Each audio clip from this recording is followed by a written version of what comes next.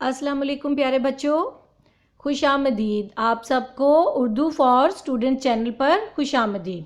कैसे हैं आप सब? उम्मीद है कि आप सब बिल्कुल खैरियत से होंगे। चलें तो चलते हैं अपने आज के सबक की तरफ। हमारा आज का सबक जो है वो बहुत छोटी छोटी चीज़ों पर मुश्तमिल है जो कि आम तौर पर इतनी मायने नहीं रखती, लेकिन इन चीज़ों के बग़ैर आपका कोई जुमला, आपका कोई सेंटेंस मुकम्मल नहीं होता। जी हाँ, आज हम बात करेंगे हर्फ और हर्फ की इक़साम के बारे में। उर्दू ज़ुबान में बहुत से छोटे छोटे ऐसे हरूफ पाए जाते हैं जो कि पैराग्राफ्स में इस्तेमाल होते हैं, एक जुमले को दूसरे जुमले से मिलाने के लिए इस्तेमाल होते हैं, बल्कि हर इसम को आपस में मिलाने के लिए इन हरूफ का इस्तेमाल किया जाता है। और इनकी बहुत सी इक़साम है, ठीक है। और इनकी कुछ इक़साम के बारे में आज आपको बताऊंगी। उम्मीद है कि आपको उर्दू ग्रामर की ये इस्तिलाहात पसंद आएंगी, और ये अगर आप इनको अच्छी तरीके से ज़हन नशीन कर लेते हैं तो ये आपके बहुत काम आने वाली चीज़ें हैं। चलें तो शुरू करते हैं। सबसे पहले मैं आपको बताऊंगी हर्फ की तारीफ़, यानी हर्फ क्या होता है, हर्फ किसे कहते हैं। हर्फ वो कलमा है जो ना तो किसी चीज़ का नाम हो और ना ही किसी काम के करने या होने को जाहिर करे और ना कोई अलग मायने रखता हो। यानी हर्फ वो चीज़ है, वो कलमा है जिसका अपना बज़ाहिर कोई काम नहीं है, और अगर वो अकेला हो तो उसका कोई मतलब नहीं है। उसका मतलब वाज़िह करने के लिए उसके साथ किसी इसम या फ़ेल को मिलाना बहुत ज़रूरी है। अगर सिर्फ़ एक हर्फ की बात की जाए तो वो बज़ाहिर अपना कोई वजूद नहीं रखता, उसका कोई मायने नहीं होता।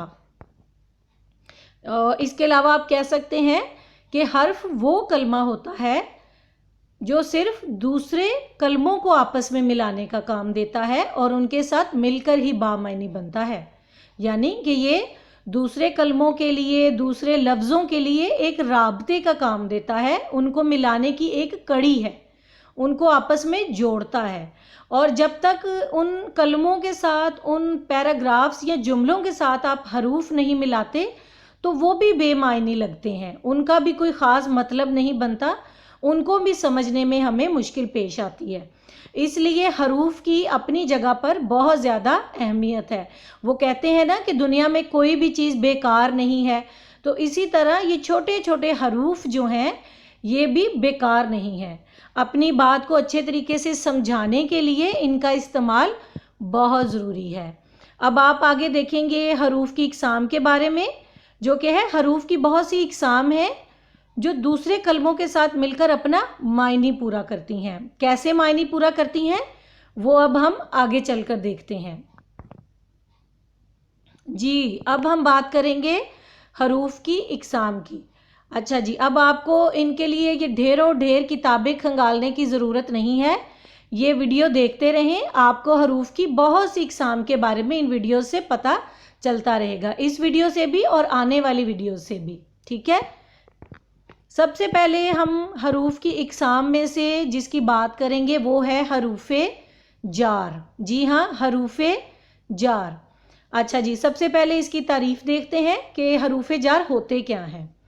हरूफ़े जार वो हरूफ हैं जो किसी इसम को फ़ेल से मिलाएं, यानी इसम का किसी फ़ेल से राब्ता पैदा करें, उसको फ़ेल के साथ कनेक्ट करें, ठीक है। यानी कि जब ज़्यादातर हम हरूफ़े जार का इस्तेमाल करते हैं तो उनमें से एक इसम होता है और दूसरा लफ्ज़ फ़ेल होता है, और इस इसम और फ़ेल के दरमियान में ज़्यादातर हरूफ़े जार का इस्तेमाल होता है।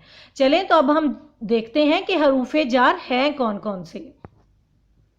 जी, तो ये आपके सामने अब स्क्रीन पर आपको हरूफ़े जार की मिसालें नज़र आ रही होंगी।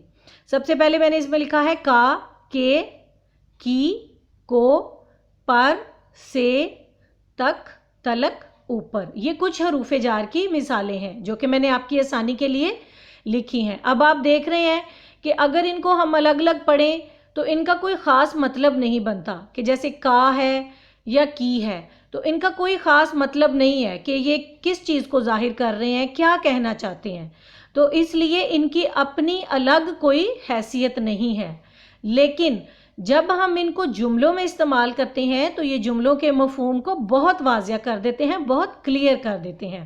کیسے واضح کرتے ہیں، کیسے کلیئر کرتے ہیں، چلیں اب دیکھتے ہیں۔ جی اب ہم ان کا جملوں میں استعمال کریں گے اور اسی سے ہمیں اچھی طرح اس کی وضاحت ہو جائے گی کہ ان کا کیا کام ہے۔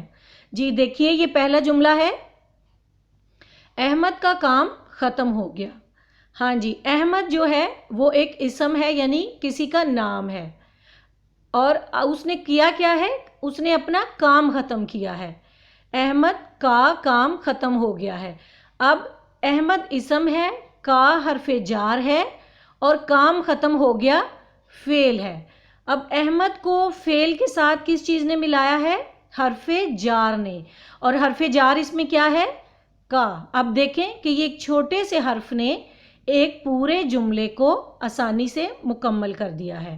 اگر ہم اس جملے کو ایسے پڑھیں، احمد کام ختم ہو گیا ہے، تو اس کا مفہوم اتنا واضح نہیں ہو رہا کہ احمد کو بتایا جا رہا ہے یا احمد سے پوچھا جا رہا ہے، کیا کیا جا رہا ہے۔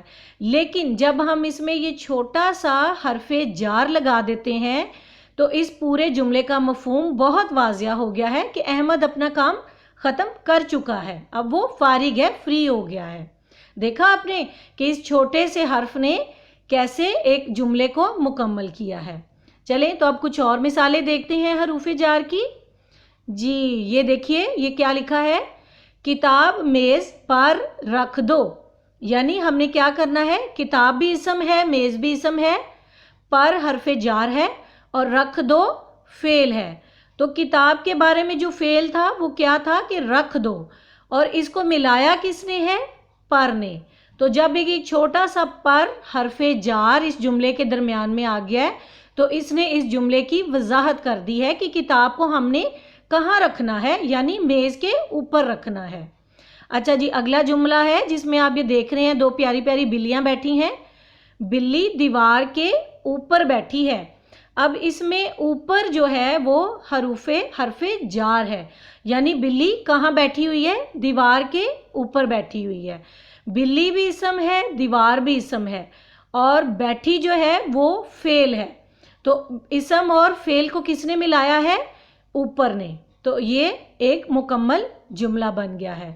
امید ہے کہ آپ کو ان جملوں کی اچھے سے سمجھ آ رہی ہوگی کہ حروف جار اصل میں ہوتے کیا ہیں۔ ہاں جی یہ کچھ اور مثالیں ہیں چھوٹی چھوٹی جو کہ میں نے آپ کی آسانی کے لیے لکھی ہیں تاکہ آپ کو حروف جار مکمل طور پر ذہن نشین ہو جائیں اور آپ کے سامنے یہ بات واضح ہو جائے کہ حروف جار کو ہم کس طرح جملوں میں استعمال کرتے ہیں۔ جیسے یہ پہلا جملہ ہے، کرسی نیچے رکھ دو۔ یعنی کرسی کو کہاں رکھنا ہے؟ نیچے۔ اب کرسی بھی اسم ہے، رکھ دو فعل ہے، اور نیچے کیا ہے؟ حرف جار۔ تو حرف جار نے جملے کا مفہوم واضح کر دیا ہے کہ ہم نے کرسی کو نیچے رکھ دینا ہے۔ اگلا جملہ دیکھیے، بچہ امی ابو کے درمیان کھڑا ہے۔ جی بچہ، امی ابو یہ سب اسم ہے اور کھڑا ہے فعل ہے، اور درمیان جو لفظ ہے وہ حرف جار ہے۔ اب حرف جار نے اس بچے کی پوزیشن بتائی ہے، آپ کے سامنے کلیئر کی ہے کہ وہ بچہ کہاں تھا، وہ اپنے امی ابو کے درمیان کھڑا ہے۔ تو بچہ اسم ہو گیا اور کھڑا ہے فعل، اور ان دونوں کو کس نے ملایا ہے؟ درمیان، جو کہ حرف جار ہے۔ جی اگلے جملے کی طرف چلتے ہیں، کوے کو اڑا دو۔ کو حرف جار ہے، کوا اسم ہے اور اڑا دو فعل ہے۔ اب یہ ان سب لفظوں نے مل کر ایک جملہ کلیئر کر دیا ہے کہ ہم نے کوے کو اڑا دینا ہے۔ تو یہ جو ایک چھوٹا سا کو ہے اس نے اس جملے کا مفہوم بالکل واضح کر دیا ہے کہ یعنی کوے کے ساتھ کیا سلوک کرنا ہے۔ چلیں جی اب اگلا جملہ دیکھتے ہیں، علی کے ساتھ دوڑو۔ اچھا جی اب اس میں علی جو ہے وہ اسم ہے اور اس کے ساتھ کرنا کیا ہے؟ دوڑنا ہے، دوڑ لگانی ہے، ریس لگانی ہے۔ تو یہ ساتھ جو ہے یہ حرف جار ہے۔ تو اس نے ہمیں یہ بتایا ہے کہ ہم نے دوڑنا کس کے ساتھ ہے؟ علی کے ساتھ۔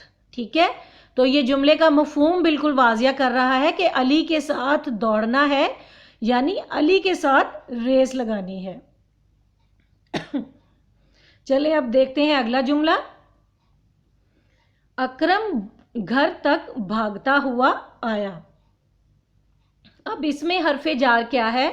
ये एक थोड़ा लंबा जुमला है और इसमें हरफे जार क्या है जी? हाँ जी, तक। इसमें हरफे जार है तक। अब अकरम और घर दोनों इसम है और अकरम ने क्या फेल सरंजाम दिया है? वो भागता हुआ आया है। और इन दोनों को मिलाया किसने है? तक ने। एक छोटे से हर्फ ने हमें ये मफहूम वाज़िया किया है कि अकरम कर क्या रहा है। अकरम अपने घर तक भागता हुआ आया है। किस जगह तक आया है? अपने घर तक।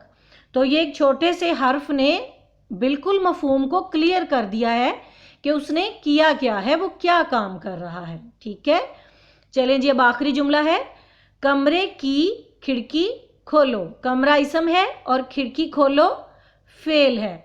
तो अब इसमें इस फेल को और इस इसम को मिलाया किसने है? हरफे जार की ने। हाँ जी, अब इस छोटे से हर्फ ने मफहूम को वाज़िया कर दिया है कि हमने क्या फेल सरंजाम देना है। हमने कमरे की खिड़की को खोलना है। जी, देखा आपने कितने आसान था, ये कितना आसान था। उम्मीद है कि आपको इसकी अच्छे से समझ आ गई होगी। और ये अभी मैंने आपको हरूफ की इकसाम में से सिर्फ एक किस्म बताई है ताकि आप इनको बारी बारी ज़हन नशीन करो। अभी आप हरफे जार की इस वीडियो को गौर से देखो, गौर से समझो, इन जुमलों को देखो ताकि आपको हरफे जार और उसकी पहचान अच्छे तरीके से समझ आ जाए और ज़हन नशीन हो जाए। इससे आपकी उर्दू मज़ीद बेहतर हो जाएगी।